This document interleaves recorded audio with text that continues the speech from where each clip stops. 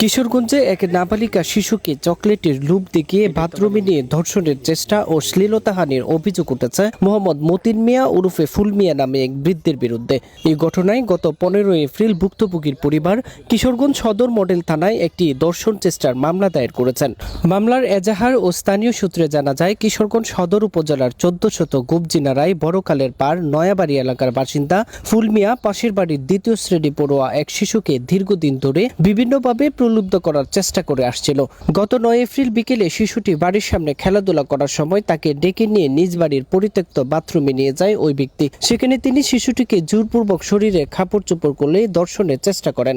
মাদকাসক্ত এর মধ্যে মনে করেন মহিলারাও নির্যাতন করে এরা আগে থেকে। যে মেয়ের সাথে ঘটনা ঘটেছে সে হচ্ছে আমার জালের মেয়ে আর কি।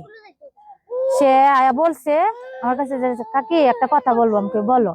মারবা না? তুমি না মারবো না। তখন বলতেছে যে চাচি এদিক দিয়ে যাইতেছি, তারপরে যে ফুলু কাকা আমারে ডাকতেছে, উনি গোসলখানার মধ্যে আমার ডাকতেছে।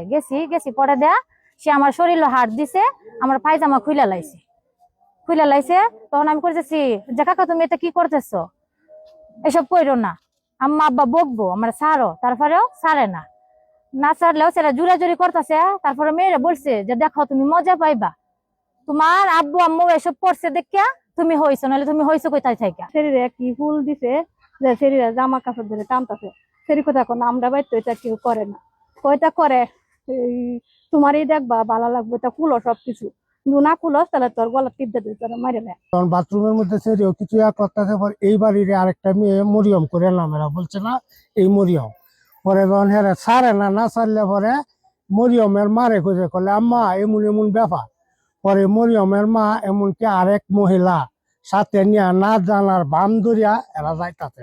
গেলে পরে এরা কার্যকলাপ দেখে এই মেয়েরে ছাড়িয়ে দিছে। আর এমনকি মেয়েরে বলছে তুই যদি মুখ করবে ছোট মানুষ না তোরে টিপিয়া মারিয়া বুটটা তো ফেলাই দে।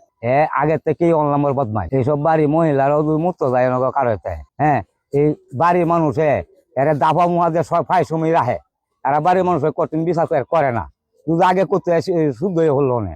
বিষয়টির সত্যতা যাচাই করতে অভিযুক্ত ফুল মিয়ার বাড়িতে গেলে তাকে সেখানে পাওয়া যায়নি। এ বিষয়ে কিশোরগঞ্জ সদর মডেল থানার ভারপ্রাপ্ত কর্মকর্তা ওসি আবুল কালাম ভূঁইয়া বলেন, এই বিষয়ে একটি ধর্ষণ চেষ্টার মামলা হয়েছে, আসামি গ্রেফতারের অভিযান চলমান আছে। রায়হান জামান, কিশোরগঞ্জ টেলিভিশন। আপনারা দেখছেন কিশোরগঞ্জ টেলিভিশন।